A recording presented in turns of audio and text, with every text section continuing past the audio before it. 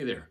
It's been a couple weeks since I've been able to put out a Bison Bit. I've been involved with a number of pretty cool little projects that have occupied my time, so it's really nice to kind of be back here in the chair and able to share a few ideas and some things that have been going on lately. And this week, I want to talk about making mistakes. Now, I can tell you in my career, I've made some little ones and I have made some whoppers.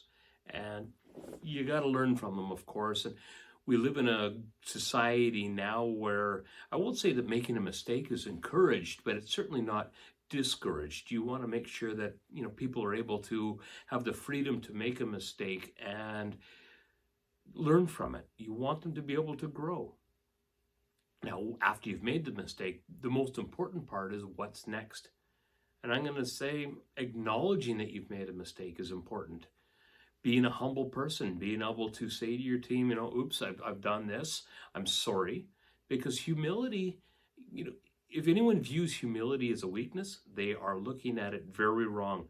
It's a strength because it shows that the person has been able to do some of the most difficult things anyone can do. Look at themselves and challenge their own beliefs and then admit when they're wrong. That's tough.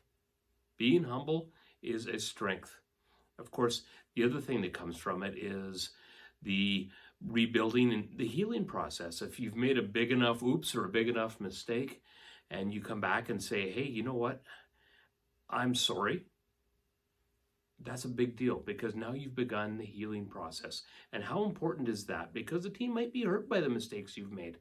And having that, again, awareness that says, hey, I know what I've done.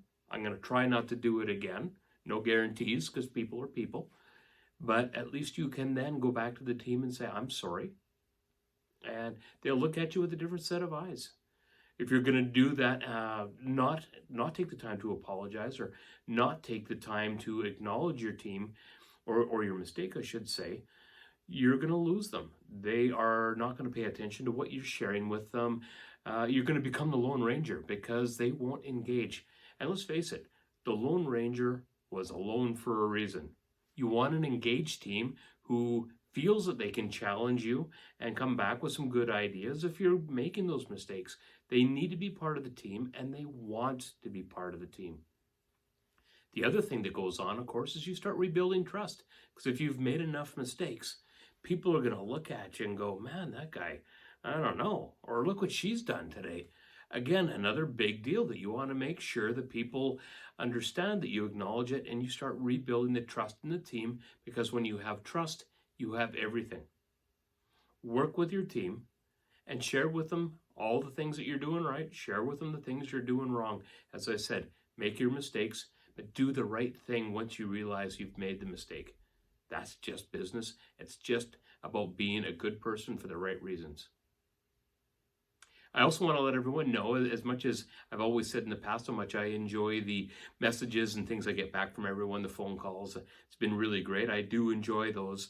I've also started putting these out on podcasts. If you look me up on the old Into the Fire podcasts, they're out there.